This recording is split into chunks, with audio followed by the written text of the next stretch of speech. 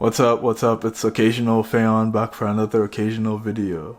I don't know if that's gonna be the tag, but I mean, I liked it last time, so we'll see if it goes. If you're new here, go check out my last video. Talked about gratitude, talked about contentment.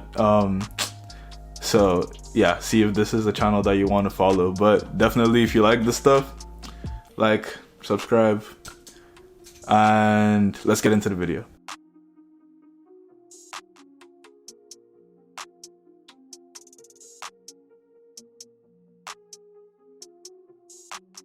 Okay, so here's a brief history. So for the past 7 months, 6 months, something like that, I've been learning French. This is like the most progress I've made, the longest I've gone doing something like that, especially language learning. I had started off learning Japanese and then doing them both at the same time, but I'm going to talk about the things that I learned in the process of language learning.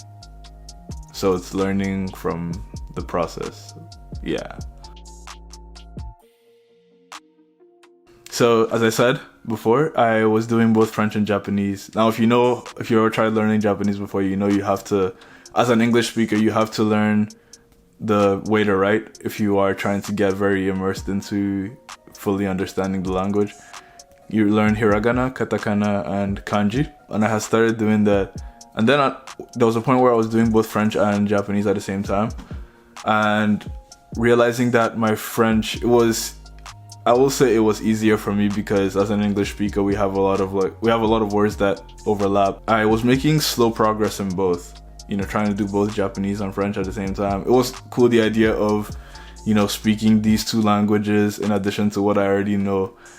But then the thing about it is trying to decide whether I wanted to continue making slow progress or whether I wanted to become really good at one and maybe then pick up the next one, which is what I ended up doing. Is I dropped Japanese to focus on French. If I do get better in French, I can pick up Japanese later on. But now I'm not even that interested in learning Japanese anymore.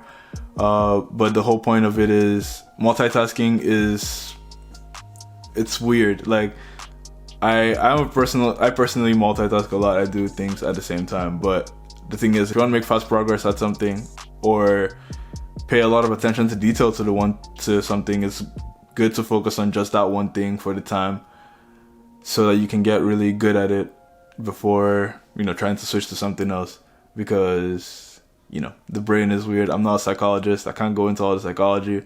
Maybe Google it. I don't know. But in my own experience, it was kind of the case. So another thing is there's a whole other world that you're not really exposed to if you speak only one language. So an example, so for me, my main language is English, as obviously, and there is the Anglophone world, which is most of the world. It's so popular, there's so many people learning it. It's kind of like the global language now. But the thing about it is that even though English is so popular, not everyone knows how to speak it. That's just the reality. Not everyone needs to speak it in their daily life. There are people who have lives that are not in English, and that wasn't something I was super conscious of. I mean, it's true before, but like when you immerse yourself in the world of the other language people, you get to learn more about that. So for me, that was learning about French-speaking African countries, France, Quebec, the Lesser Antilles, like Guadeloupe, Martinique. Actually, learning about Guadeloupe, Martinique, even Haiti. Like I know they speak Haitian Creole, which I did try to learn at some point. Still interested in it though. And you see how there's like a lot of history, there's a lot of connections between these people, North Africa, West, Central, and you see how there's a francophone world in a similar way as to there's an anglophone world with different things like slang, different like ways of society and how they work. And since learning, I have gotten the chance to talk to people who don't speak English, and that's not something I would be able to do if I didn't know any French. And so if you are interested in learning about people and society and history and all that, it is cool to learn another language. And it does help, if you're trying to get new friends, open doors, new things like that. Okay, so the next thing is the importance of listening. So if you've ever talked to somebody who, if you've ever been learning a language, it's not your native language, and then you talk to somebody, you know, you see somebody, you're like, I'm gonna practice or whatever, and you talk to them, they might bust out with this really quick spoken phrase or sentence or something, and if you're not listening actively, it will probably just fly over your head because you're used to be like learning slowly and things like that. And so listening becomes very important, because if you don't listen, you literally cannot understand what the person is saying.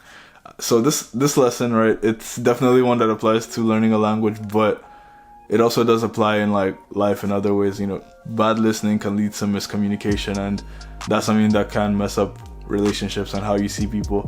Not giving a person the chance to finish talking, which I'm very guilty of. You know, which it does. Yeah, it's not good. Don't do it. Just don't do it. Yeah.